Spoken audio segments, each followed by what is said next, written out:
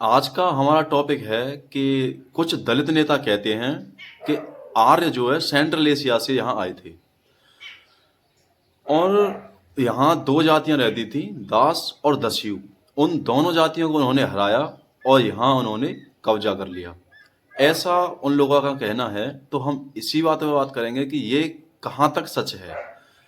इसी तथ्य को वो अपने साथ लेके दलितों को अपने साथ विद्रोह कराने के साजिश में हैं। बहुत सारे नव बौद्ध बौद्ध मिलके दलितों को बौद्ध बनाने की कोशिश कर रहे हैं। इसी को लेके उनका कहना ये है कि यहाँ जो दो जातियां रहती थी, दास और दस्यु, वो एक्चुअली में आर्यों ने हरा दिया उनको और यहाँ कब्जा कर लिया। आर्य जो भगोड़े हैं, तो इसी पे हम बात करेंगे। पहले तो ये आप वीडियो देखिए, तब बात करेंगे। क्रांतिकारी जय भीम साथियों। आरक्षण एक चोट। अरे मैं भारत का मूल निवासी, अरे मैं भारत का मूल निवासी, मेरे भी अधिकार सुनो। आरक्षण तो हक है मेरा, ओ मूर्ख गद्दार सुनो। अरे आरक्षण तो हक है मेरा, ओ मूर्ख गद्दार सुनो। मूल निवासी हम भारत के, तू बाहर से आया था। अरे मूल निवासी हम भारत के, तू बाहर से आया था। अपने खून से सींचा, अपने सुंदर बाग लगाया था। अरे अपने खून से सींचा, हमने सुंदर बाग लगाया था। निर्वस्त्र जंगली हमने तुझको कपड़ा तक पहनाया था। अरे निर्वस्त्र जंगली हमने तुझको कपड़ा तक पहनाया था। अरे पैरों से नंगे दूरत, अरे पैरों से नंगे दूरत को जूता तक बनवाया था। रहना साफ सिखाया हमने, ओ जालिम ठेकेदार सुनो। अरे आरक्षण तो हक है मेरा, ओ मूर्ख गद्दार सुनो। बिरसा मुंडा झलकारी ने जीवन को अपने कुर्बान किया। अरे बिरसा मुंडा झलकारी ने जीवन को अपने कुर्बान किया। कितने माता दीन गिनाऊं जितने जीवन दान किया। अरे उद्धम सिंह को भूल गए हो, अरे उद्धम सिंह को भूल गए हो जिसने डायर का काम तमाम किया। और प्रतिभा वालों को मेरे बाबा ने संविधान दिया। और प्रतिभा वालों को मेरे बाबा ने संविधान दिया। जय भीम, जय संविधान, मिशन अम्बेडकरवाद। तो इस वीडियो में ये कहता है कि आरक्षण तो हक है मेरा, ओ मूर्ख गद्दार सुनो। सबसे पहले हम इसी पॉइंट पर ध्यान देंगे कि आरक्षण किसी का हक क्यों नहीं हो सकता।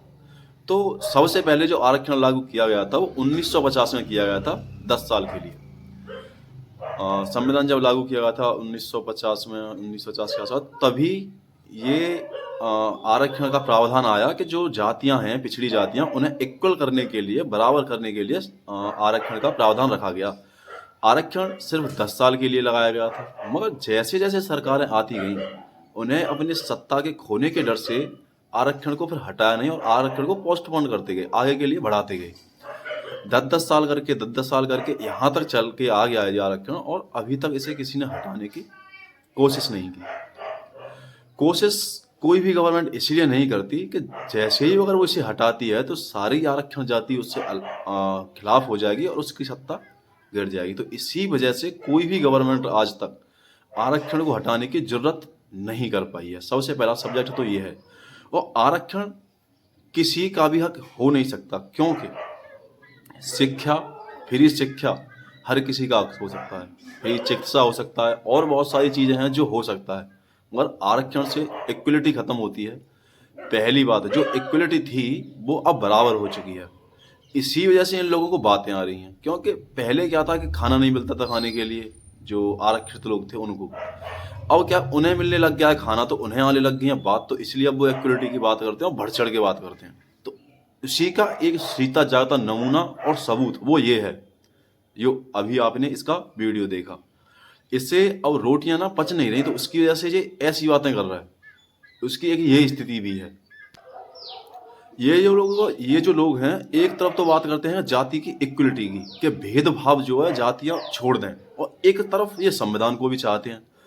ये चाहते हैं संविधान बना रहे और जातियां खत्म, जातिवाद जो खत्म हो जाए। मगर मैं बस इतना कहना चाहता हूँ, जब तक आरक्षण है तब तक जातिवाद खत्म होना संभव नहीं है। कैसे भी, किसी भी तरह से जातिवाद खत्म होना संभव नहीं है, क्योंकि सबसे बड़ा जो सबूत है जातिवाद का वो आरक्षण ही है।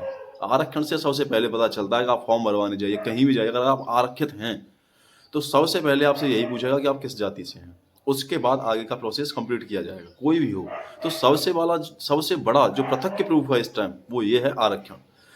एक तरफ तो आप आरक्षण को खत्म नहीं करना चाहते और दूसरी तरफ चाहते हैं कि जातिवाद जो खत्म हो जाए। तो जातिवाद जब तक खत्म नहीं हो सकता जब तक आरक्षण नहीं खत्म हो सकता। जो लोग ये कहते हैं कि हम आरक्षण तो चाहिए पर जातिवाद नहीं चाहिए, वो एकदम गलत हैं। ऐसा कभी नहीं हो सकता।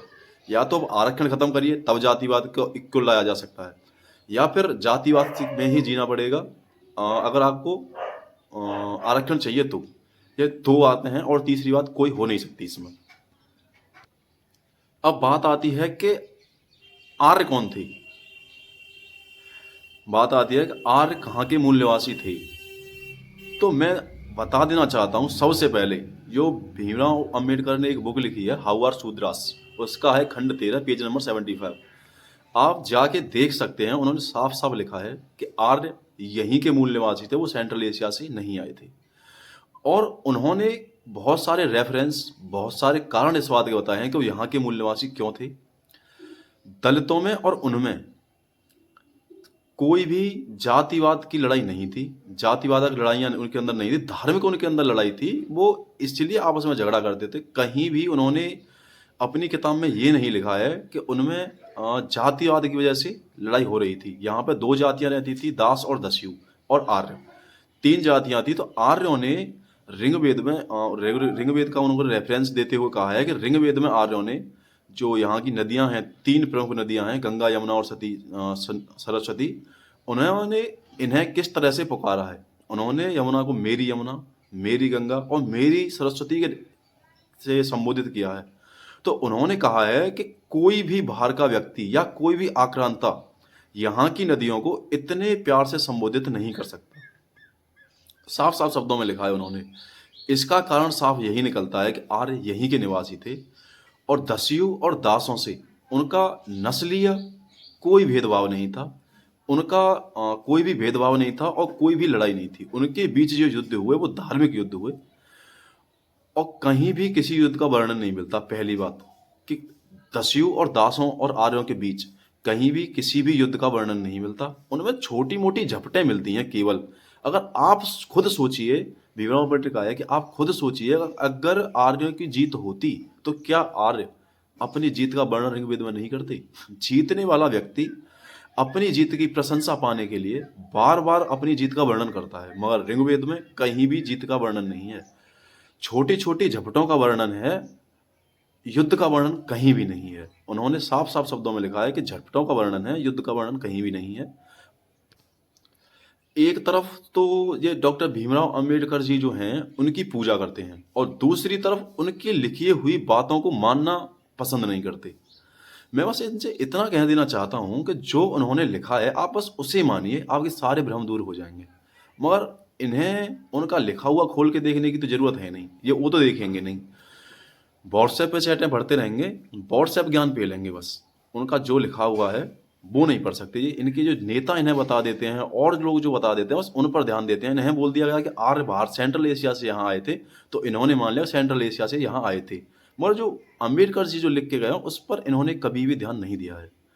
उन्होंने साफ साफ लिखा है कि आर्यों ने अपनी एक जगह लिखा है, आर्यों ने कि हम दस्यु और दास इन दोनों का वर्णन करते हुए लिखा है कि हम आर्य बोल रहे हैं कि हम एक डॉक्टर भीमराव अम्बेडकर लिखा है कि आर्य बोल रहे हैं दस्यु और दासों के बारे में कि हम एक ऐसी जाति के बीच रहते हैं कि ये न तो पूजा पाठ करते हैं और न नहाते धोते हैं, बहुत ही गंदे रहते हैं, यज्ञ हवन करने से न कोई लेना देना नहीं, नशा करते हैं और पूरे दिन बस ऐसे ही पड़े रहते हैं, कोई काम नहीं करते, बहुत गंदे लोग रहते हैं, गंदे रहते हैं।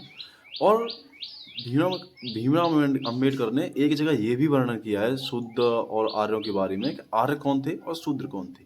उन्होंने साफ सफाई के मैटर को लेके वहाँ भी बात करी है कि आर्य कैसे रहते थे। उन्होंने ये नहीं बताया था कि शूद्र कैसे रहते थे, उन्होंने बताया कि आर्य कौन थे, आर्य किस तरह से रहते थे। उन्होंने बताया कि आर्य बहुत ही साफ शुद्ध और सफा रहते थे और सुबह जगते ही पूजा पाठ हवन करते थे। मगर दस्यु और दास जो थे उनमें ऐसा नहीं था। वो न नहाते थे न और नित्य कर्म करते थे, नशा करते थे और बहुत सारे जुआ उआ खेलते थे और बहुत सारी उनके अंदर खामियां थी। उन्होंने इस चीज़ का कई जगह अपने वर्णन किया है, मगर इस चीज़ पर ध्यान देना कोई पसंद नहीं करेगा। आएंगे और ज्ञान फैलेंगे कि हम भारत के मूल निवासी, तुम बाहर से आए थे।